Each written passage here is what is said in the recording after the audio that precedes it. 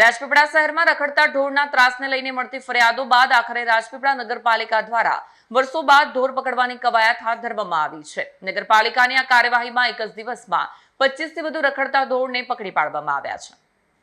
રાજપીપળા શહેરમાં રખડતા ઢોરના ત્રાસથી નગરજનો પરેશાન હતા અને અકસ્માતની ફરિયાદો પણ ઉઠી હતી। ચીફ ઓફિસર વૈશાલી વરિયાની સૂચનાથી પાલિકાએ સુરતની ખાનગી એજન્સીને ઢોર પકડવાની કામગીરી સોંપી હતી। ટીમે એક જ દિવસમાં 25 થી વધુ ઢોર પકડ્યા। પાલિકાએ માલિકોને ઢોર રસ્તા પર ન છોડવા સૂચના આપી છે। 24 કલાકમાં દંડ ભરી ઢોર છોડાવી શકાશે, અન્યથા ઢોરને કરજણ પાંજરા પર મોકલવામાં આવશે। ઉપરાંત શાક માર્કેટના દબાણો દૂર કરવા દુકાનદારોને 25 દિવસનું અલ્ટિમેટમ અપાયું છે। રખડતા ઢોર અને દબાણ સામેની કાર્યવાહીથી શહેરમાં વ્યવસ્થા સુધારવાની આશા નગરજનોમાં જાગી છે। રાજપીપળા નગરપાલિકાના તંત્રમાં અવારનવાર અમને ઘણી બધી સંસ્થાઓ દ્વારા, સામાન્ય લોકો દ્વારા, શાક માર્કેટ અને ઘણા બધા વિસ્તારોમાંથી એવી લેખિતમાં ફરિયાદ આવેલી છે કે રખડતા ઢોર, ખાસ કરીને આખલાઓ અને કૂતરા કરડવાના પ્રસંગો, એ બધું એ જે ઘટનાઓ ઘટી છે, તો તેના ભાગરૂપે રાજપીપળા નગરપાલિકા દ્વારા જે ઢોર પકડવાની કામગીરી હાથ ધરાયેલી છે આજરોજથી, અને ઘણા બધા એવા પણ ઘટનાઓ અમને સામે આવી છે કે રખડતા ઢોરના લીધે એક્સિડન્ટો પણ થયા છે અને ટ્રાફિકની સમસ્યા ખૂબ વકરી છે। અને શાક માર્કેટમાં ખાસ કરીને રોજિંદી જે આપણી જે હોય છે કાર્યવાહીઓ, તે કરવામાં પણ અડચણ બનતા હોય, આજ રોજથી અમે ઢોર પકડવાનું કામગીરી શરૂ કરેલ છે।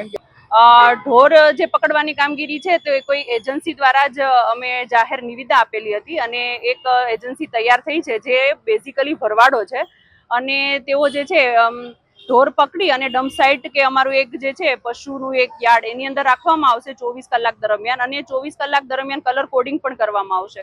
અને એ દરમિયાન જો કોઈ વ્યક્તિ માલિકી ધરાવે છે તે ઢોરની, તો તેને દંડ વસૂલી અને છોડવામાં આવશે અને 24 કલાક પછી ભરૂચ અને જે આપણે કરજણ પાંજરાપોળ છે ત્યાં મોકલી દેવામાં આવશે અને ત્યાં મોકલ્યા પછી નગરપાલિકાની કોઈ પણ જવાબદારી રહેશે નહીં। એટલે આપ સૌને મારી એ જ નમ્ર અરજ છે કે પોતપોતાના ઢોર હોય તો ત્યાં બાંધી લેવા અને તેમને મેન્ટેન કરવા માટે યોગ્ય જમીન કે ભાડે લેવી અથવા તો એ રીતે વ્યવસ્થા કરવી।